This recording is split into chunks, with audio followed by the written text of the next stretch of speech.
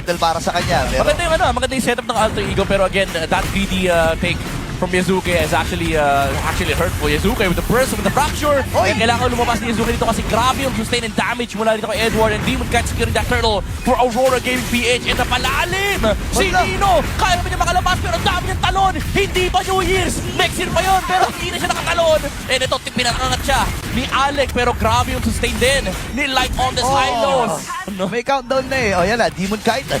Sisimulan na rin ang ikalawang pagong ng laro Edward. itong Feathered Earthstrike mula dito kay Hijumi. Pupuntahan ni Light. Ngayon, may mabibit-bit ba itong si Yue? Nakabang lamang si RP. Masyadong malayo itong si Yazuki.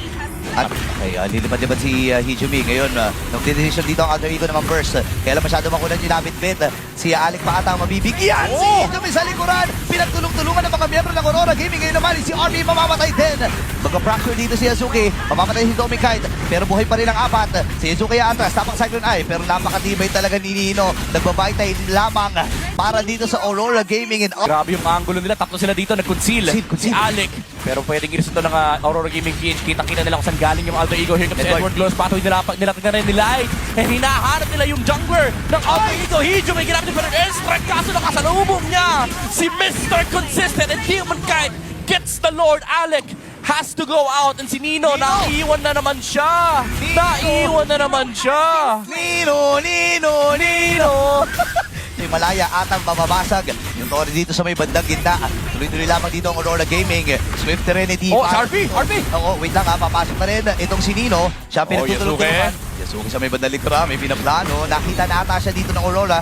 Iniisip na lang nila paano pababagsakin ng Alter Ego Esports. Alex to conceal from the Kalea, pero sinubo na umakas sila kasi nakita nila may nakalatag ng Glorious Pathway sa may bandang likuran. Nino, ginamit yung Darkwave pero tinamaan lang yung Hylos men. Hindi niya kayang banatan, hindi niya kayang kaltukan yung Hylos. Napakakunat ng Aurora, and again Edward shutting down Nino. Yazuki trying to find a pick-up pero nakasalubong niya ang liwanag ng Aurora. Well, inilawan siya tapos nakasalubong niya yung second skill, first skill ng Harit. Ay, nako. Hinahanap ng Alter Ego yung momentum na nawala bigla sa kanila. Kasi kanina, ang tapang ni Hijumi, may tapang dinadala si Yazuki. Ngayon, nakita nila si Edward, ang plano ata nila. Oh! Andun yung Tsunami Slam, bibigyan na nga natin nila. Oh, naka-evo! Yung Immortality, makakatakas Panis! Edward! Panis! Papasok pa siya! Si Mr. Consistent. Ngayon, tinatagan nila yung carpet doon sa may bandalikod. Oh, Doming! Napangin siya dito, pero si Doming gusto lahat tapusin. Pero silang Lord na kasama, sinayaw sa nawan ng mga membro dito ng Alter Ego. Sabay andito na yung backup, yung liwanag. Nino, kaya mo bang tibayan ang iyong loob para sa apat na miyembro ng Aurora Gaming at babagsak na si Nino dito. Dalawa na lang ang natitira mula dito sa Alter Ego. Wala naman silang Lord pero tatapusin na sa Aurora Gaming ang Game 1.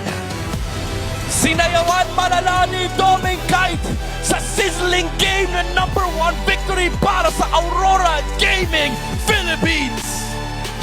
First blood for Filipino representatives.